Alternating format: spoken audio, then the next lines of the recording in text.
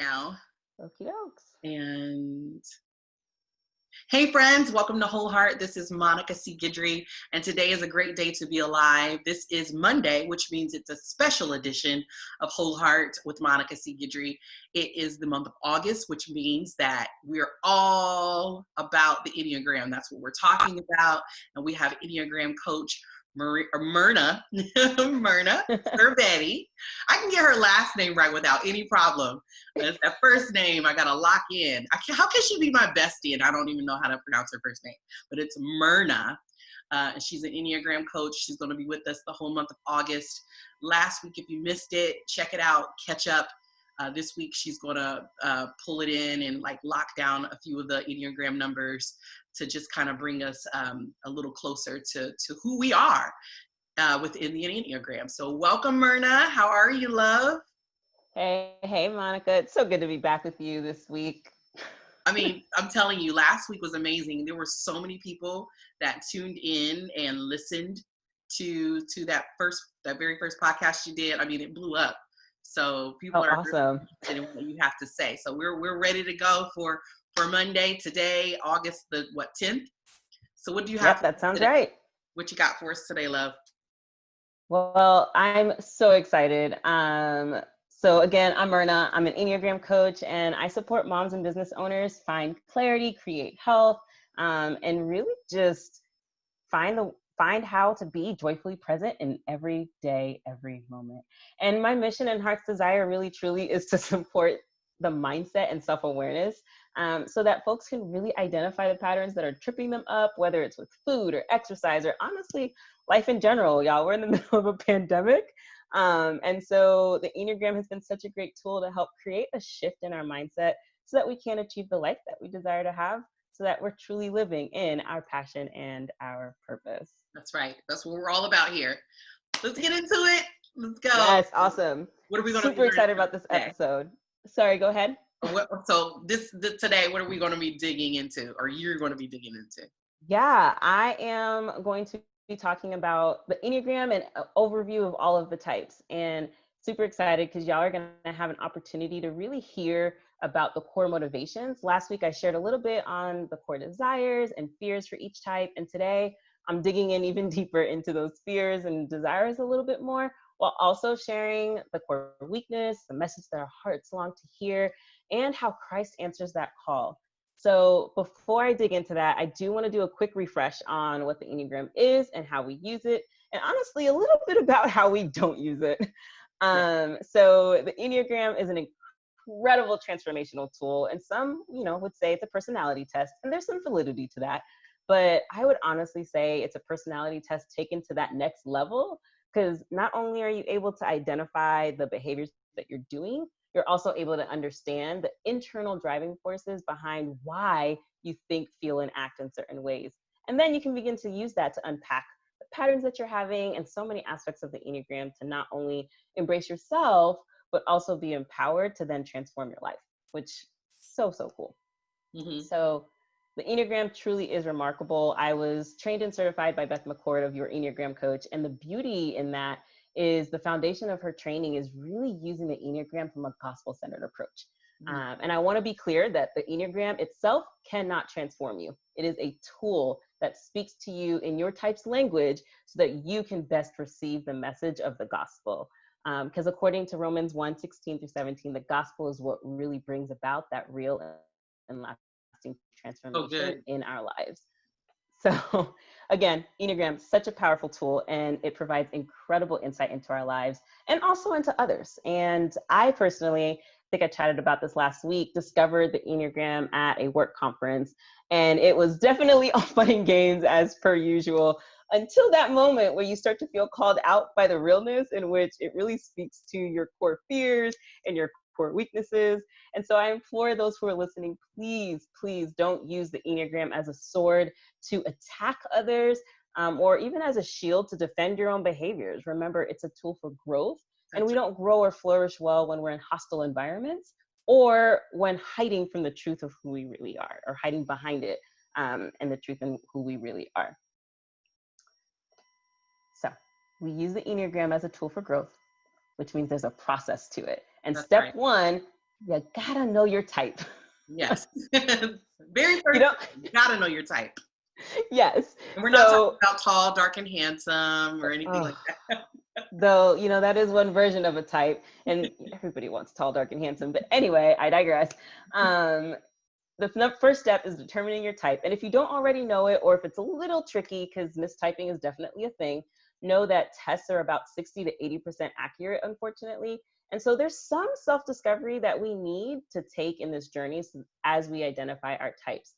And then once we know our type, I work with folks to truly embrace themselves with that type so that they may be empowered to then transform their lives. So with step one being knowing your type, we're going to go ahead and dig into each type and give you a little bit more, like I said, of that deeper dive overview. Starting with type 1, which is me. Which is you, type 1.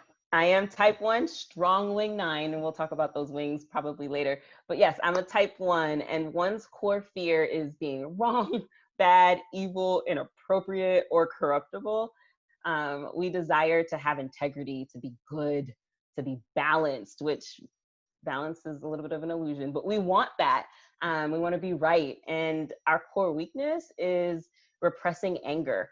And a lot of ones would probably tell you that they don't get angry. I would have probably, until I got married, really didn't know that I had anger.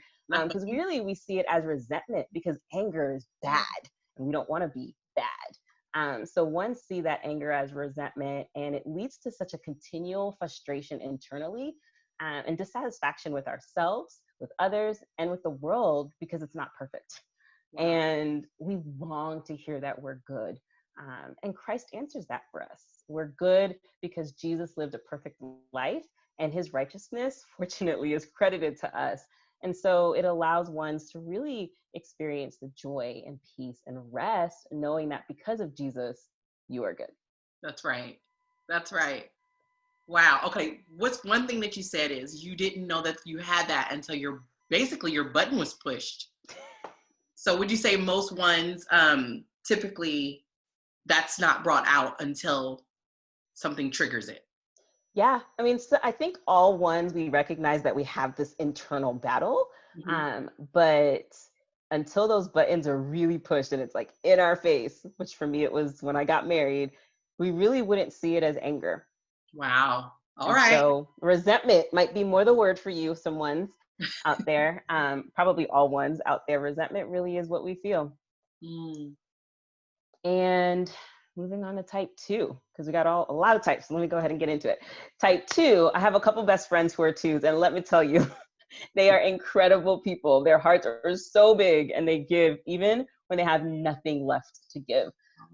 Their core fear is being rejected, being unwanted, and they don't want to be thought of as worthless or needy or unworthy. So instead, they desire these things to be appreciated, to be loved, to be wanted. Their core weakness is pride, and it comes out in their denial of their needs and in their emotions. They use their incredible intuition to focus on the feelings and needs of others, and confidently, very confidently so, insert their help and helping, often unconsciously, hoping that others are going to say how grateful for that they are for them, that others will love them because of it, and then honestly want to keep them around. And so 2s, you are loved and wanted for who you are, not what you do. And that's the message that they so desperately want to hear, that Jesus died for you, the ultimate sacrifice. He loved you so much that he lived that perfect life so that you could be righteous and forgiven and ultimately be with him, because he so desperately wants you. And allow that to fill your heart, knowing that you're perfectly wanted and loved by God. That is so amazing. All right, there's so many. I have so many types. I know there's so many types, so we'll just keep banging them out. You go ahead. Love it. Type 3. So I know a couple of folks, including another best friend. I have a lot of best friends in the various types, but another best friend who is a 3. And I'll name that 1s and 3s are often mixed up. 3s desire to have high status and respect, being successful, valued. They're pretty accomplished people. They're super legit, y'all. And they can reach really ambitious goals with such ease and confidence, and may be workaholics, which may describe some ones in a similar way as this, because their external behaviors. Externally, we do very similar things. So the difference really is in that core fear, where ones, we're doing it because we want to be good and we want to be right. It's the ethical right thing to do. Threes want to appear and be successful. That is their core motivation for it. And they have a deep fear of being worthless, being a failure, being incapable. And their core weakness is deceit. They often deceive themselves, and in doing so, they deceive others into believing that they are the success that they want and allow you to see. So they don't like to show pain. They don't like to show their shortcomings. And they long to hear that they're loved and valued simply for being themselves. You don't have to earn love through your success. And Christ died so that your shortcomings and mishaps no longer exist. He's wiped your slate clean. And he did that because he loves you and who you are so stinking much. And allow that to encourage you, knowing that you're loved for who you are and your true, authentic self. So good. So good. You know, what's funny is, we'll get to, mine is coming up next. But when we talk about wings, 3 is my wing. And it's so polar opposite than the next type that you're going to talk about. So yeah, next type. Yeah, type 3s and 4s, especially 3, if you're a 4-wing 3 or 3-wing 4, they are sometimes in conflict with each other. And I might have mentioned this last week, 4s are the most complex and honestly really misunderstood type on the Enneagram, and not because they're difficult. They have such a depth to them and bring about such authenticity, and quite honestly are the most creative people that I know. Hey, Monica, that's you, you know? And also my sister, she's a 4. Wow. And they desire to be known, to be unique, to be special. And they fear being inadequate, emotionally cut off, or flawed. Core weakness for 4s is feeling that they are tragically flawed and that something is missing, and that others have qualities that they lack. And so they tend to be envious of those qualities that they feel others have that they don't have. 4s are typically nonconformists. They tend to be pretty melancholy and tend to be moody. In the span of an hour, you know, other types, we might feel 1 or 2 emotions. 4s will feel the whole spectrum of emotions. Within 5 minutes, we don't know, you know, they don't know if they're going to be happy or sad or glad or angry. They feel so many emotions so deeply. And 4s, you are seen and loved for exactly who you are. And that's the message that your heart wants to hear, that Jesus sees all of your unique abilities and reflects that in you and completely understands, loves, and cherishes you for who you are. He created you to be uniquely and delights in his creation. That is you. Mm-hmm, mm-hmm. That's so amazing. Well, we're probably going to circle back, right? So I'm going to just keep letting you go through. So that was 4. Now we're on to 5. Type 5. They are perceptive, innovative. They desire just being knowledgeable, capable, and independent. They're self-sufficient, great listeners, capable of true neutrality, honestly, and measured logical thought. They fear being incompetent, they fear being helpless, and find it hard to get on board with things that really just don't interest them, which can make relationships sometimes feel pretty one-sided. Their core weakness is the feeling that they lack resources, and that too much interaction with others will lead to a depletion in their energy tank. So they tend to withhold themselves and their resources from the world to minimize those needs, to minimize that energy tank from being depleted. 5, your needs are not a problem. You are not depleted because you can go off of God's strength. You can feel secure knowing that your resources aren't going to run out, because Christ does restore and recharge you with the energy that you desire. He knows your needs, and he personally addresses each and every one of your needs. Wow. So good. So good. So good, Myrna. All right. Type 6. 6s are faithful, they're loyal, they're courageous. They feeling that fear itself, being without support, being blamed. They desire safety, security, and to connect with others for the common good. Their core weakness is anxiety, often scanning their surroundings and circumstances so that they can predict and honestly prevent negative situations. They struggle to trust themselves, others, and really truly showing up and facing life for them is an act of courage. My husband is a 6, and realizing what he faces each and every day in just a small glimpse into his world has just given me such a new level of respect for him as a husband, as a dad, and just an overall human being. Some people would say that what we're experiencing now in the pandemic is just a small glimpse into that mind and life of a 6 on a regular basis. This is their Wow. life. This is what they've been living. And we just get a small glimpse of that as we go through this season. Their core longing is to hear that they are safe, that they're secure. 6s, God is so powerful and you are so safe in him. You can rest knowing that he's got you and that his spirit within you gives you that clarity that you need to navigate all of the messages and scenarios that your brain is constantly providing you and may cause some of that confusion and doubt. In him, you can trust and let his message really be your guide and assurance. So good. Oh, wow. Okay. So Yeah, right? 7. Yeah, we're at 7. We're almost there, y'all. You're doing good. I do not have favorites, but 4s and 7s really truly resonate with me in a special way. Right. And yes, it is because it is so aligned to my stress and growth lines, which unfortunately I won't be able to get into during this series, but please feel free to check out my Instagram or even message me on Instagram about it, because those lines and stress lines really play a huge part. But 7s, they fear being deprived, trapped in emotional pain, and truly resonate with FOMO, the fear of missing out. They desire to be so fully satisfied and content, which can lead to their core weakness of gluttony as they strive to fill themselves up with all of the experiences and stimulation in hopes of avoiding emptiness. They are literally my definition of fun.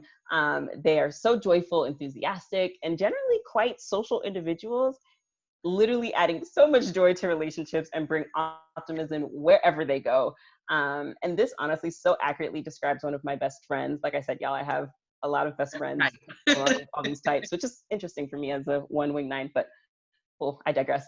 But it so accurately describes her because when she walks into a room, you know, she lights up that space and your heart, you're just full. And 7s long to hear that they will be taken care of. 7s, you have complete satisfaction and a content heart in Jesus who fulfills your needs. Which brings us to type 8. 8s desire to protect themselves and those close to them. Often I feel like they get a pretty bad rap because they do have a beautiful, confident strength and intensity. And I believe that having friends in every type is truly a gift. And I think it really holds true if you have a friend that's an 8, because I feel so protected by another friend who she's an 8, and I feel so protected in her presence. Their strength can intimidate others, but y'all, beneath that strength is such a tender heart that fears being weak, controlled, vulnerable, and left at the mercy to injustice. 8s struggle to be vulnerable, and they often see that as a weakness. Their weakness actually is lust, but not of a sexual nature, which I think most people hear that word and think, but it really is a desire to control and strive to get what they want, whether it's for themselves or for those that they love. 8s they're dynamic, they're confident leaders who really are unafraid to challenge authority and act as champions for the underdog. They long to hear that they will not be betrayed. And though you may be weak, God is so strong and gave Jesus to accomplish what we couldn't on our own. He won't betray you or forsake you, and nothing can stop that. You can truly rest in his power and in his strength. So good. Whew, we made it to 9, y'all. Made it. Type 9s. They desire inner stability and peace of mind. They appear easygoing, pleasant, calm, and yet many struggle with an internal and external anger that really may surprise others to hear about them. They believe it's their responsibility to create and maintain peace. They're typically called the peacemakers or the peacekeepers. And they may withdraw or numb out their own feelings, just going along with others because they want to avoid that conflict that may have happened for them internally or even externally. Their fear is being in conflict, being shut out, overlooked. And their weakness is sloth, which means they remain easygoing, ignoring their own passions, abilities, or needs. And they so long to hear that their presence matters and that they can take up space. 9s, God loves you, he sees you, and he calls you to bless the world with your incredible and needed presence because you have such a great ability to see so many perspectives, and the world really truly benefits from you. So good, Myrna. Yeah. We got through all the types, type 1 to type 9. And I was going to ask, several questions because when people initially hear about the Enneagram, they automatically think, oh, here's another personality type, or here's introverted versus extroverted, or here's melancholy versus caloric. But what I love about the Enneagram is that it takes all of those things, even birth order and all of these things, all of these studies that we've heard of over all of these years, and it encompasses them all. Like, it's literally everything, every type of personality test that you've ever taken rolled up in one. So if you're listening to this podcast and you're going back over it, which I recommend that you do, get out a piece of paper and pencil and write down some of the ones that resonate with you. And then once you do that, go to Myrna's page, because I believe you have a test that they can take, right? Yep, there's a typing guide on my page, link in bio. So in Myrna's link in bio on Instagram, you can go in and take that test. And then when you come back next Monday, you'll be able to have a clearer understanding of what your type is. And if you already know that, what I would suggest for you to do is to kind of like just, write down what you feel your core needs and your core desires are, because anybody can kind of put a general statement or blanket statement out there, but I want you to personally write down what your core needs and core desires are. And then go through that list, and whatever the weaknesses are, that they don't have to be your weaknesses. You can actually use it as a guide to turn it into a strength. That's what I do. Soon the first thing that when you hear about a type 4, it's melancholy, or can be depressed people. Well, because in my lineage, a lot of the women in my family deal with depression. One of the things that I did early on when I learned about generational curses was something that I cut off abruptly. So when I hear melancholy or depression, it's always me praying against it, or speaking against it and going in the opposite direction. So none of this stuff, guys, when you're listening in, has to be your portion. Some of the, the kind of negative stuff. You use that as a building block to be better. Would you say that, Myrna? Absolutely. And I think that's the gift, like using 4s as an example, that's the gift you bring to the table as a 4, is your ability to sit in those emotions. Not everybody can sit in emotions the way a 4 can, and they can sit in those emotions without having to feel like they need to fix you, which is such a beautiful blessing. Yeah. Listen, guys, we're going to be here. She's going to be with us for 3 more weeks? Is it 3 more? 3 more, because we had like an extra week in the month of August. So listen, buckle up your seatbelts, do what I said to do, get a piece of paper, write down your core fears, your emotions, all of that stuff. And then meet us back here next Monday. We're going to be here, and you're going to be talking about what? Just a preview, just a little preview, just a small little taste, because you don't want to give it all away. Not giving anything away. Okay. Coming up next week, we're going to dig into the Enneagram types by their Center of Intelligence triad. So join us to figure out which triad I'll be talking about. And I will name that it's extremely beneficial to hear about all 3 triads, because like me and my dominant type, I might be in the gut triad, but one of my wings is in the feelings triad. And so if you want to understand what I'm talking about when I say those things, tune in next week. All right, friends. Thank you for tuning in to another edition of HeART, where I believe that a whole heart is a heart full of joy. It's a joyful heart. And until we see you again, or until we meet each other again, or until you hear my voice again, I hope you have a great day. Bye-bye. Bye.